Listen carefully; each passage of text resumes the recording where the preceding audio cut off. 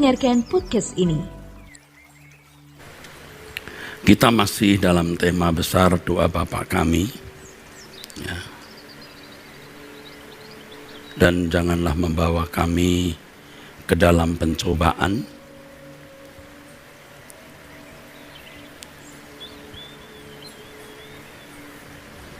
Itu maksudnya agar kita tidak membawa diri kita kepada situasi di mana kita akan tercenderungi berbuat kesalahan. Ya. Pencobaan pasti kita akan alami.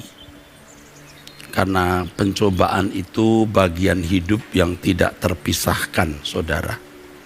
Bagian hidup yang tidak terpisahkan dari kita. Bagian hidup yang melekat dalam pergumulan yang pasti kita akan alami. Tetapi kita tidak boleh sengaja membawa diri kita kepada situasi di mana kita cenderung akan berbuat dosa. Ya. Dan janganlah membawa kami ke dalam pencobaan. Melainkan lepaskan kami daripada yang jahat. Tetapi lepaskanlah kami dari yang jahat. Saya telah jelaskan di pertemuan yang lalu, kata jahat itu faulos, yang lebih berarti niat atau keinginan yang tidak sesuai dengan kehendak Allah. Pada pertemuan yang lalu saya menjelaskan, Saudara, Yesus dibawa oleh Roh ke padang gurun untuk dicobai. Tetapi dalam doa Bapa kami, mengapa tertulis kalimat dan janganlah membawa kami ke dalam pencobaan, tetapi lepaskanlah kami daripada yang jahat. Apa ini tidak bertentangan? Saya sudah menjelaskan di pertemuan yang lalu yang dimaksud dengan membawa. Ya, Saudara bisa dengarkan ulang apa yang saya telah jelaskan di pertemuan yang lalu, Saudaraku. Ya, kata membawa di situ, Saudara harus tahu. Ketika Roh membawa, itu artinya membawa ke suatu tempat, anago. Tetapi Matius 6 ayat 13, jangan membawa kami eisfero, artinya masuk ke dalam. Harus ingat, formula, maksud saya doa Bapa kami adalah formula kehidupan. Di situ kita menemukan pola atau gaya hidup anak-anak Allah. Kalau kita berkata dipermuliakan namamu, berarti kita harus mempermuliakan Dia. Datanglah kerajaanmu, artinya kita harus menghadirkan pemerintahannya. Berikanlah kami makanan kami pada hari secukupnya, kita harus pergi bekerja. Ya, tentu secukupnya memiliki arti. Dan sekarang kalau dikatakan dan janganlah membawa kami ke dalam pencobaan, artinya kita tidak membawa diri kepada satu situasi di mana kita tercenderungi berbuat salah. Pencobaan pasti kita alami, tetapi kita jangan membawa diri kita kepada situasi di mana kita dicobai karena salah langkah kita dan tercenderungi berbuat dosa. Di sini kita melihat bahwa orang yang mengasihi Tuhan akan menjauhkan diri dari situasi atau keadaan di mana dia akan tercenderungi berbuat salah. Orang yang mengasihi Tuhan tidak akan membawa diri kepada situasi di mana dia mudah jatuh. Sebab ia akan menjauhi segala hal yang dapat mendukakan hati Allah. Ya, Saudara, saya sudah memberikan kepada Saudara ilustrasi mengenai Daud misalnya. Daud yang musim perang, mestinya perang, dia tidak pergi perang, dia tidur sampai siang hari, lalu melihat dari sotoh istananya wanita mandi dan dia membawa dirinya kepada pencobaan itu dan akhirnya dia jatuh di dalam dosa. Saudara sekalian, itu yang saya jelaskan di pertemuan yang lalu dan perlu saya ulangi sebagai apersepsi di mana saudara akan masuk kepada pembahasan berikut ini, saudaraku. Satu keistimewaan yang dimiliki oleh manusia yang tidak dimiliki oleh makhluk lain adalah kehendak. Kalau hewan, binatang memiliki kehendak hanya didorong oleh kepentingan, kebutuhan fisik dan nafsunya. Tetapi manusia dilengkapi Allah dengan kehendak. Kehendak untuk melakukan apa yang diinginkan oleh penciptanya. Kita mestinya mengatakan wow. Wow. Karena tidak ada makhluk sehebat manusia ini. Manusia diciptakan dengan satu komponen yang tidak dimiliki oleh makhluk lain. Kalau makhluk lain memiliki kehendak, ya, kehendak itu hanya didorong oleh kebutuhan daging untuk survive hidup dan kesenangan libido. Kehendak itu maksudnya adalah dorongan dalam diri makhluk untuk meraih atau mengharapkan sesuatu. Nah, manusia memiliki kehendak yang kualitasnya luar biasa. Luar biasa. Karena di dalam kehendak tersebut atau dorongan dalam diri manusia tersebut untuk meraih atau mengharapkan sesuatu terkait dengan Allah yang menciptakan dirinya. Ya. Dan itu proporsional karena segala sesuatu dari Dia, oleh Dia, dan bagi Dia. Dengan kehendak ini manusia bisa menciptakan berbagai cita-cita dan harapan yang ditujukan kepada sesuatu atau seseorang.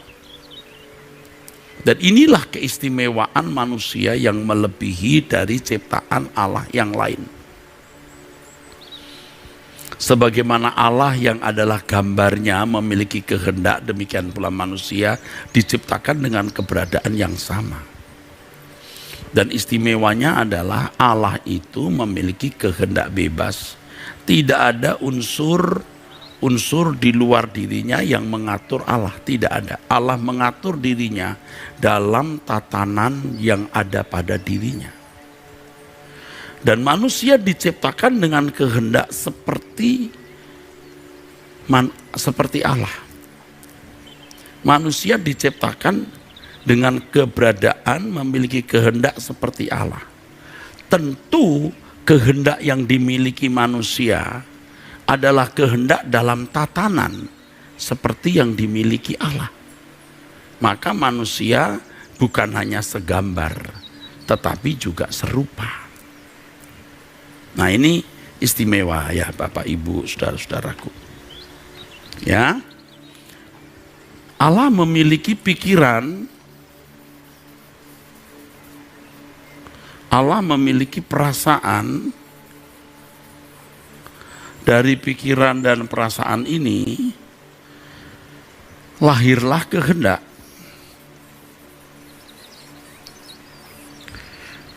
Tentu pikiran dan perasaan Allah yang sempurna ini memiliki tatanan sehingga melahirkan kehendak-kehendak yang sempurna,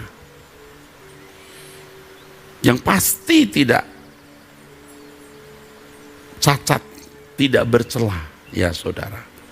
Nah, manusia juga memiliki pikiran dan perasaan, ini yang namanya segambar dengan Allah. Tetapi apakah pikiran perasaan manusia melahirkan kehendak sesuai dengan kekudusan Allah atau kesucian Allah? Apakah manusia memiliki kehendak ya menurut ukuran kebenaran dan kesucian Allah? Jadi Allah memiliki pikiran, perasaan, dan di dalamnya ada tatanan sehingga bisa melahirkan kehendak yang sempurna, tidak bercela. Nah, manusia diciptakan menurut pikiran dan manusia diciptakan menurut gambar Allah, memiliki pikiran dan perasaan ini gambar selem, ya. Diharapkan manusia memiliki pikiran perasaan yang ditata begitu rupa sehingga menemukan tatanan sehingga melahirkan kehendak selem ini rupa, kualitas.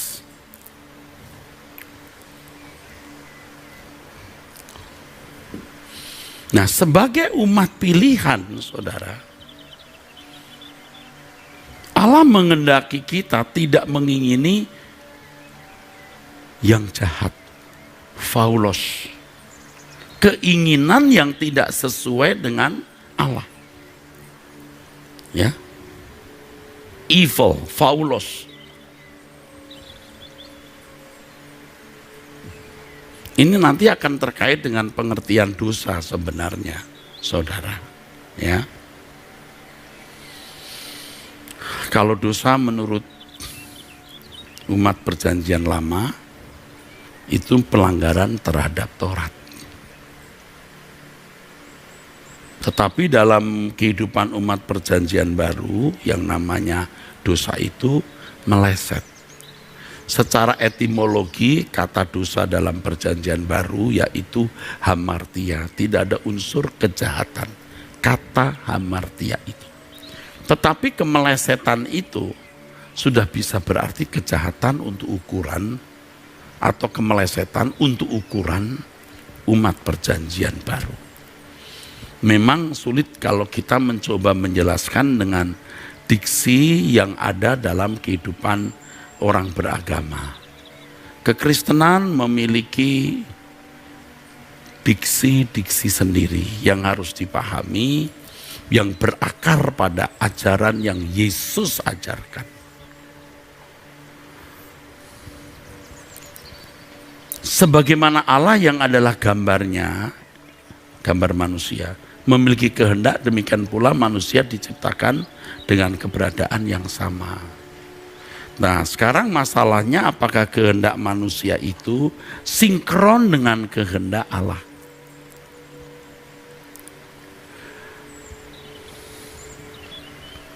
Kita telah belajar mengenai setan, saudaraku.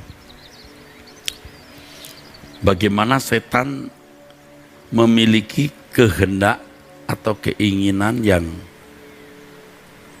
itu melawan penciptanya. Makhluk itu mengatakan aku ingin, aku hendak. Ya. Aku ingin, aku hendak. Ya.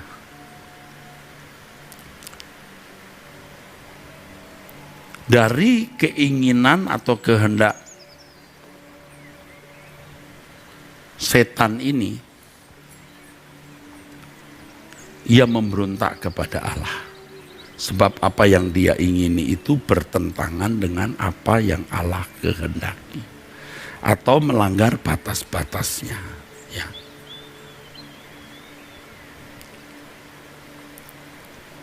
Saudaraku sekalian,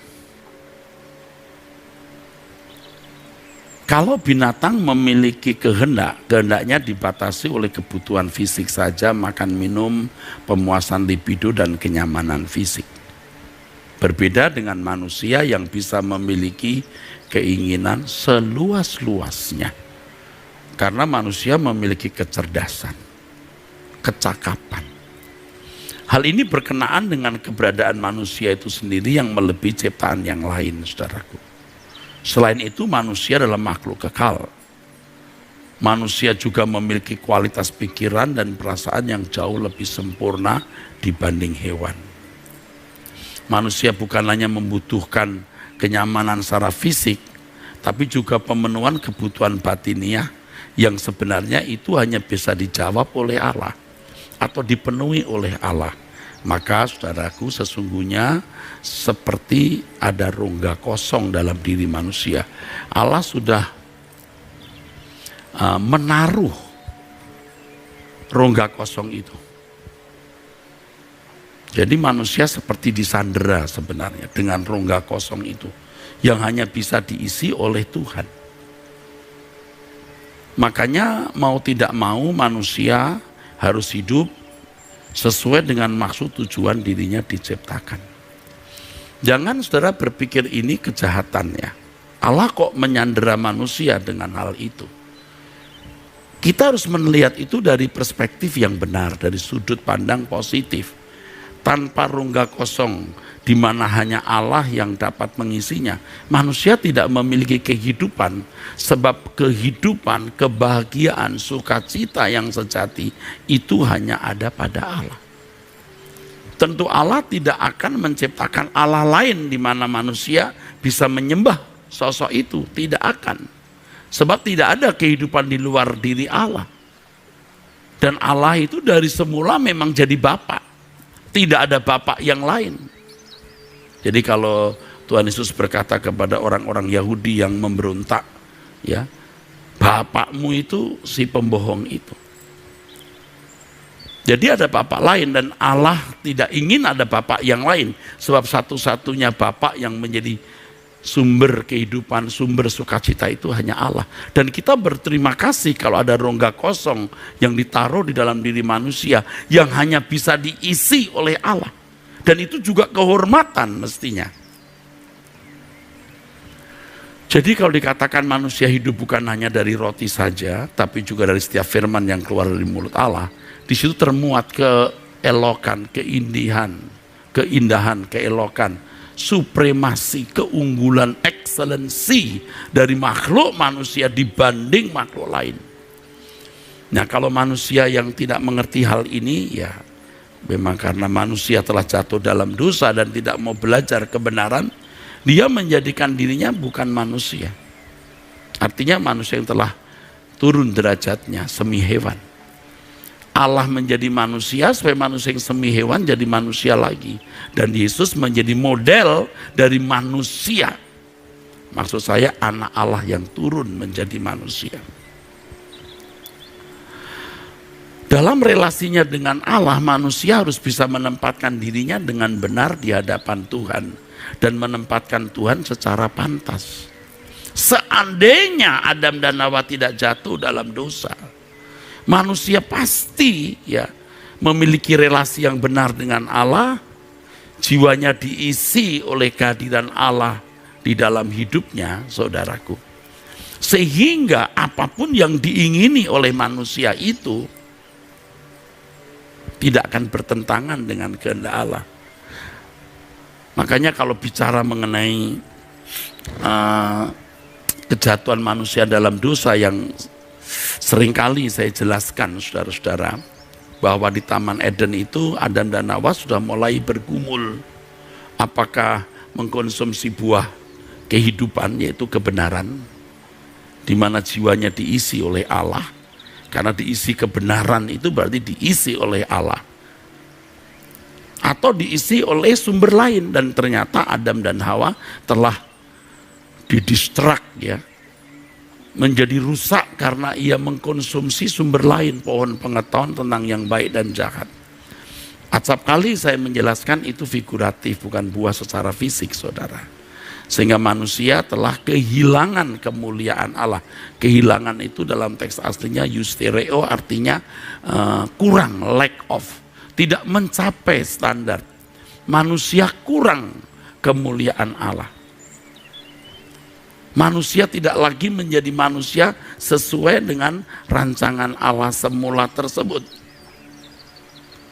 Seandainya manusia tidak jatuh dalam dosa, manusia bisa mengumbar kesenangan dan keinginannya, ya, dan itu tidak akan merusak manusia tersebut karena sudah terbangun tatanan di dalam dirinya. Seandainya manusia tidak jatuh dalam dosa, mengkonsumsi buah dari pohon kehidupan, membangun tatanan, memiliki pikiran perasaan yang seperti Bapaknya, sehingga kehendaknya selalu sesuai dengan pikiran dan perasaan Allah. Tetapi manusia telah jatuh dalam dosa.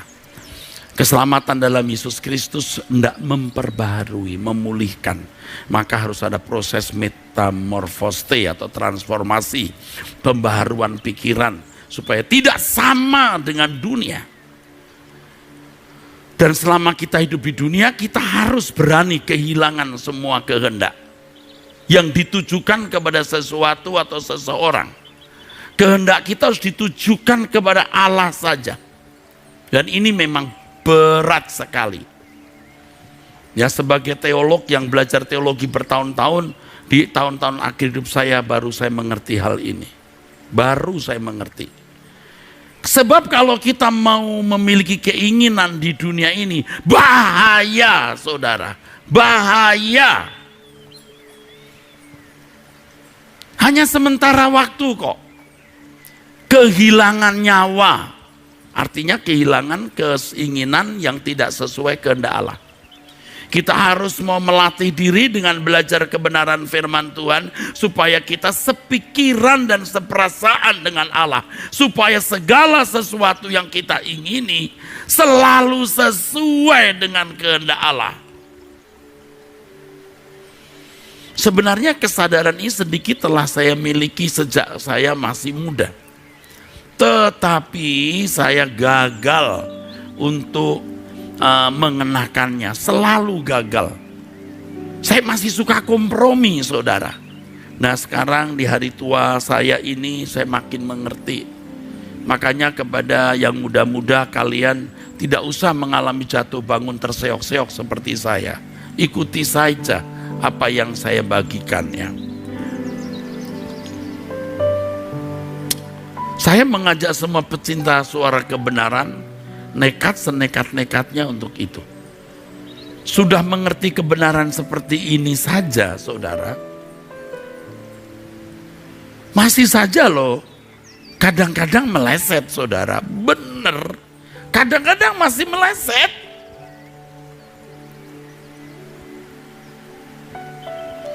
Ya, kita bersyukur kita menjadi makhluk manusia yang punya keinginan. Keinginan ini kita persembahkan untuk Tuhan. Nanti kalau di langit baru, bumi baru, baru diumbar.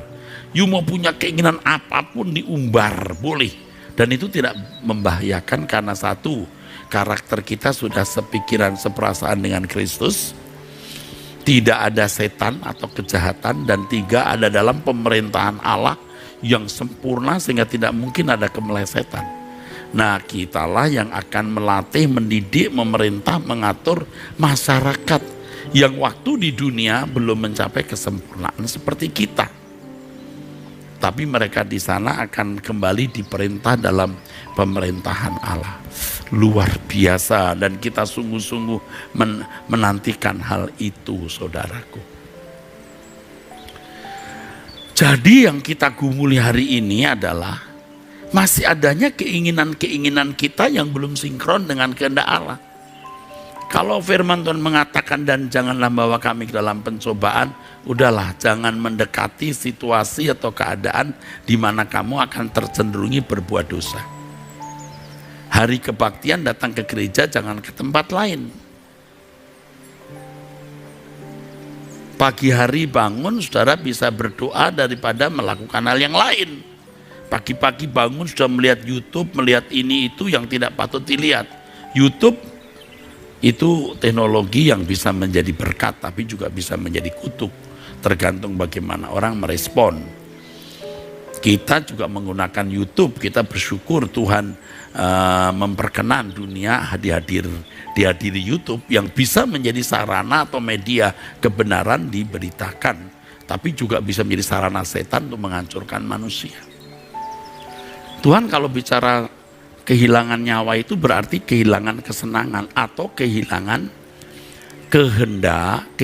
kehendak yang tidak sesuai dengan Allah. Itu maksudnya.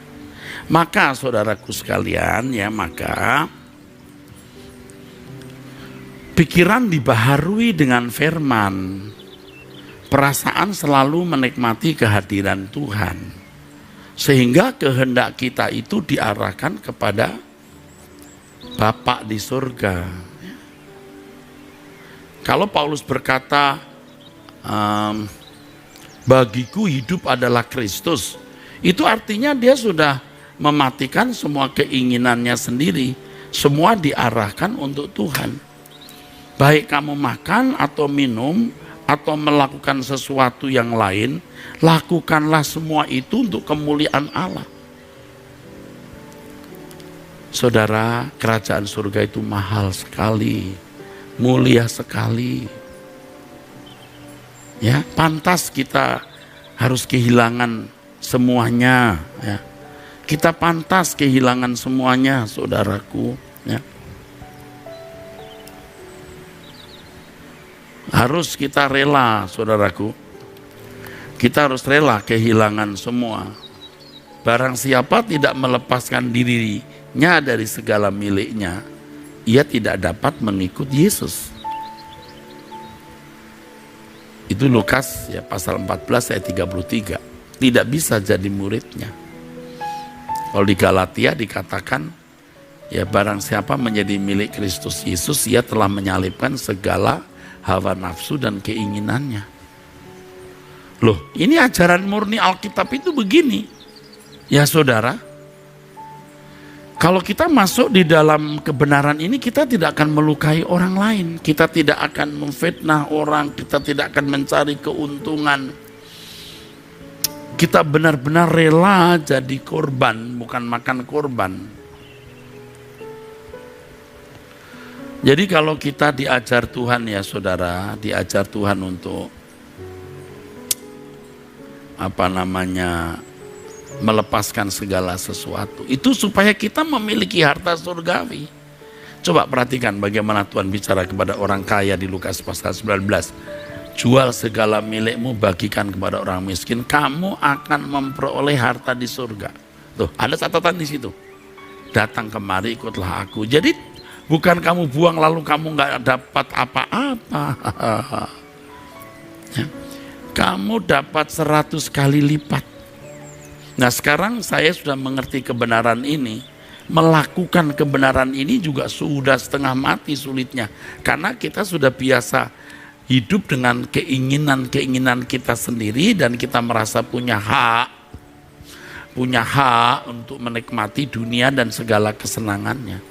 Kalau ikut Tuhan Yesus itu berarti ikut jejaknya, hidup seperti Yesus hidup, yang melepaskan seluruh haknya.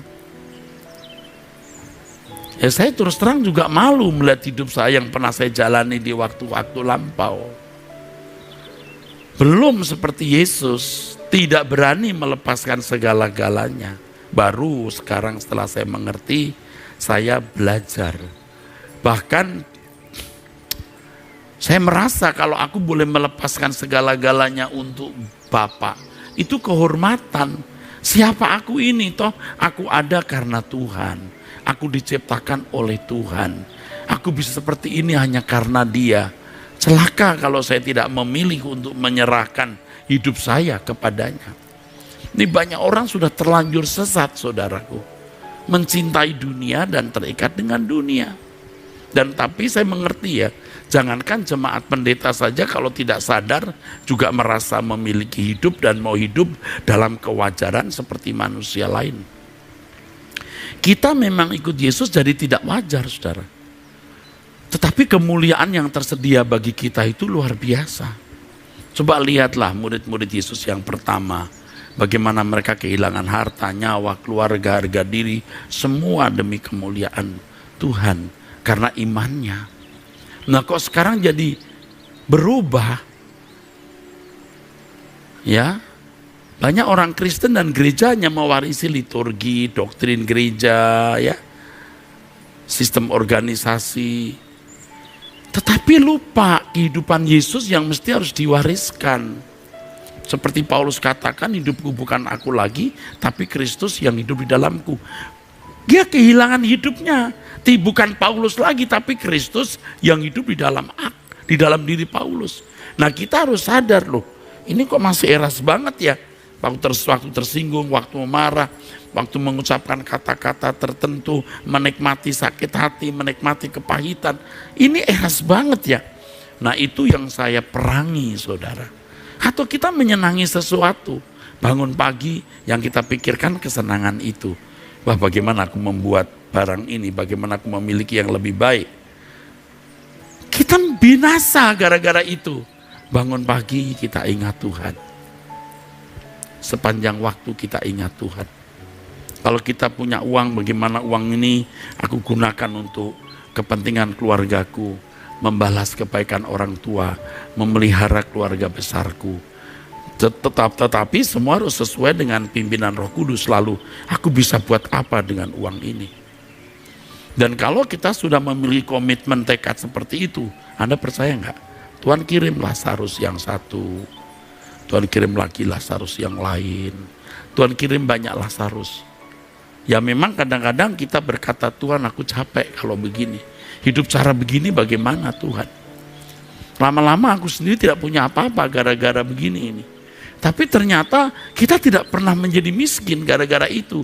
Ada saja yang diadakan oleh Allah. Kita memikirkan pekerjaan Tuhan. Nah, saya ingatkan kepada para teolog, para pejabat gereja, pejabat sinode, pejabat aras gereja, jangan sibuk dengan organisasi dan jangan sampai terjebak dengan peluang benefit uang atau materi atau kehormatan di dalam kegiatan itu. Anda masuk neraka loh gara-gara itu. Anda merasa Anda di lingkungan pelayanan, tapi Anda memanfaatkan lingkungan pelayanan saudara itu untuk kepentingan pribadi, guna hidup wajar seperti manusia lain. Jangan sampai. Ya, saya bukan sok suci paling benar. Saya dari tadi sudah bicara. Saya sudah terjebak dalam kesalahan tersebut. Saya tidak mau kesalah lagi. Sekarang baru terus mau belajar sampai tidak punya apa-apa itu gimana Tuhan? Yang kuingini hanya Engkau saja. Berarti aku mau mengerti kehendak-Mu dan melakukan kehendak-Mu saja, bukan kehendak-Ku sendiri. Orang yang rela kehilangan kesenangan apapun sehingga kesenangannya benar-benar tertuju kepada Tuhan sebagai kebahagiaan dan pengharapan langit baru bumi baru, yaitu kerajaannya, orang yang akan memperoleh apa yang dijanjikan Allah, yaitu kemuliaan bersama dengan Yesus. Kok sulit banget ya Pak Eras? Dari dulu Tuhan sudah mengatakan memang sukar orang masuk surga itu. Tentu ketika Tuhan bicara sukar masuk surga dalam konteks menjadi anggota keluarga kerajaan Allah. Sekarang saudara masih terikat dengan kesenangan apa? Apalagi kesenangan dosa. Wah, udah. Anda pasti masuk neraka. Saya bukan nyumpahin. Saya mengingatkan kalau saudara tidak bertobat sungguh-sungguh, saudara akan menyesal selama-lamanya di api kekal loh. Anda akan menyesal di api kekal. Oleh sebab itu sebelum kesempatan ini berlalu, selagi Anda punya kesempatan, ayo kita mewujudkan doa Bapa kami ini. Dan janganlah membawa kami ke dalam pencobaan, tapi lepaskan kami daripada yang jahat. Ya, amin.